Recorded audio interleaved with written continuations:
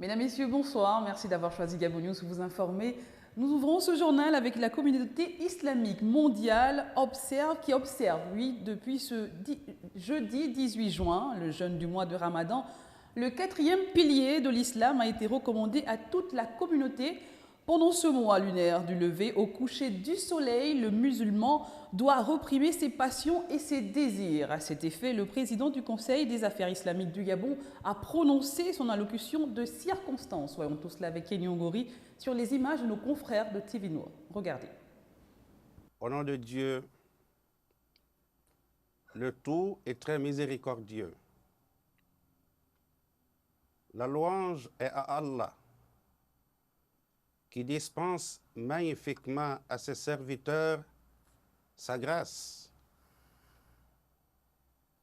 par laquelle il a éloigné d'eux la ruse de Satan. Nous venons d'être gracieusement ombragés par le mois béni de Ramadan, dont la principale recommandation reste le jeûne. Le jeûne qui représente le quart de la foi. Très chers frères et sœurs dans la foi, ce jeûne est abstinence et renoncement.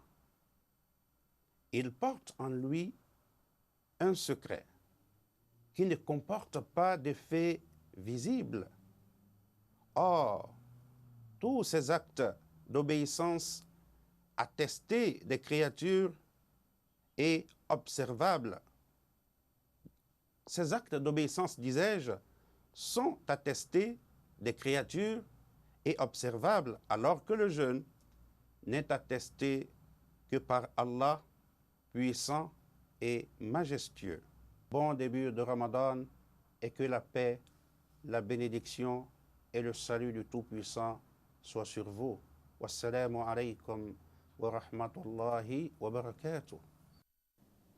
Au cours de son séjour dans la capitale gabonaise, le roi Mohamed VI et le président Ali Bongo Ondimba ont visité le site devant abriter le futur centre de formation professionnelle situé dans la commune d'Akanda, au nord de la capitale gabonaise. Le site a une superficie de 4200 m² pour un coût global de 3,4 milliards de francs, tout cela dans le cadre de la coopération de ces deux pays. Reportage de Justin Bitégué.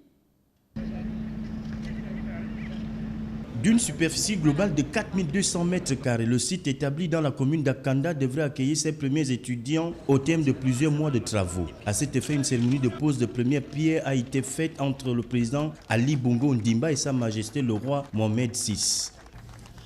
Le centre de formation professionnelle qui vient d'être lancé par Sa Majesté le roi, que Dieu l'assiste, et son Excellence Monsieur le Président de la République, sera dédié au secteur des transports et de la logistique. Le maître d'ouvrage, c'est la Fondation Mohamed VI pour le développement durable.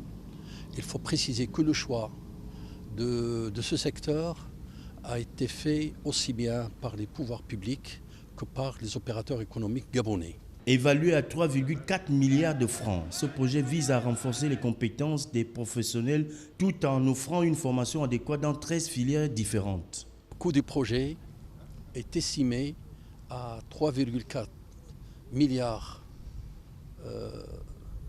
francs CFA.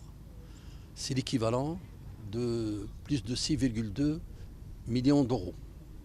Et il va assurer la formation dans 13 filières, dont 8 seront dédiées au transport et 5 au secteur de la logistique.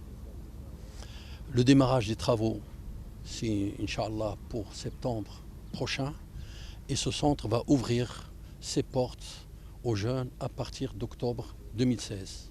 Un centre de formation qui aura une capacité d'accueil de 1000 places pédagogiques par an et est entièrement bâti au profit du ministère du Travail, de l'Emploi et de la formation professionnelle. On parle à présent de route. Nos reporters se sont rendus au quartier PK7 de Libreville. Là-bas, les populations demandent la réhabilitation, voire le bitumage de la bretelle qui autrefois reliait ce quartier à celui de plein Niger, leur permettant de joindre ces deux quartiers facilement. Le récit de Larissa Fall Traoré sur les images de Refus Itoga. Cette ruelle, qui autrefois reliait le quartier P7 à celui de Plein-Ciel, est devenue un véritable calvaire pour les riverains. Cassis, creux et bourbiers rendent leur déplacement difficile. Piétons et personnes véhiculées sont vulnérables face au piteux état de cette bretelle, communément appelée raccourci, qui au quotidien abîme voitures et chaussures. Vous-même, vous voyez que non, la route n'est pas bonne. Vous voyez comment la route est. Ici, on fait comment? On prend les cailloux là-bas. Ce sont les gens qui viennent placer ça ici pour que les voitures rentrent. Et du carrefour là-bas jusqu'à Bonge là-bas, c'est 200. Même nous-mêmes, quand on ramasse les cailloux pour mettre sur le long de la route, il y a des fois que les voitures ne rentrent pas. Je ne suis pas économiste, mais je crois qu'on ressent quand même une petite crise à tous les niveaux. La crise, c'est récent. Bon, je ne sais pas quoi dire. Est-ce qu'il y a la mauvaise gestion? Est-ce que les fonds sont bloqués? On ne sait pas. Mais il y a une crise qui ne dit pas son nom. Véritable souffrance en saison de pluie, les habitants de ces deux zones sont contraints de faire recours aux cailloux pour pouvoir y mettre le pied ou la roue d'un véhicule afin de circuler. Comme vous le constatez, les voitures s'abîment. À chaque fois, il faut changer la suspension. Si l'État pouvait penser à nous, c'est un bon raccourci pour désengorger la voie nationale et la voie express de Plein-Ciel. On demande à l'État de mettre la main au niveau du PK7 parce que nous sommes en train de subir. Comme pour ce genre de cas, le cri d'alarme va ici à l'endroit des autorités compétentes. Pour les riverains, le souhait de voir cette voie secondaire être réhabilitée. Ces derniers comptent donc sur l'État pour leur sortir de cette impasse, car le bien-être des populations passe également par des infrastructures routières de qualité. C'est le retour de la saison sèche et ses multiples tracas. Au quartier Nzengayon, fin goudron de Libreville, le calvaire de la route en dégradation favorise une montée de poussière.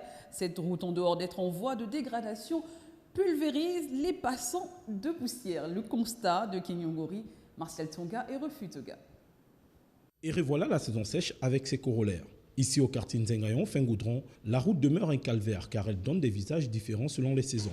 Nous sommes en pleine saison sèche et déjà, la poussière fait son entrée en scène avec en plus le mauvais état de la route. La marche semble inévitable pour les riverains. Vous-même, vous voyez comme l'état de la route.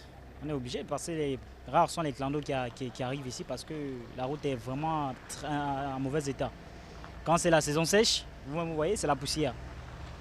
Vous voyez, j'ai une chemise blanche, mais vous-même, vous voyez qu'elle est déjà décolorée. Et quand c'est la saison de pluie aussi, c'est la boue. Donc, c'est compliqué. Vivre ici, là, ça a toujours été comme ça.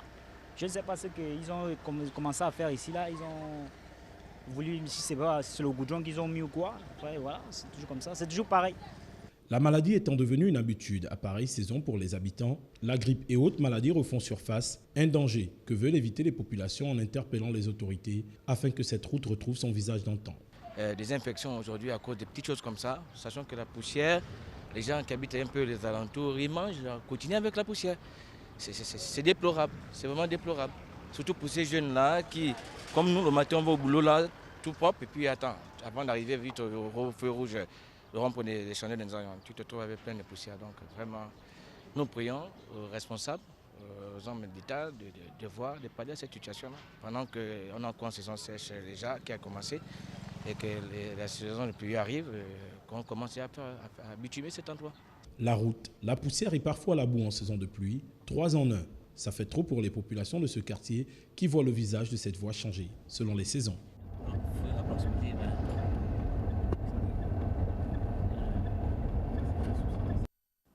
Voilà, c'est tout pour l'actualité ce soir. Merci d'avoir regardé ce journal. Vous pouvez le revoir sur www.gabonews.com. Je vous souhaite à tous une excellente soirée et à demain à la même heure.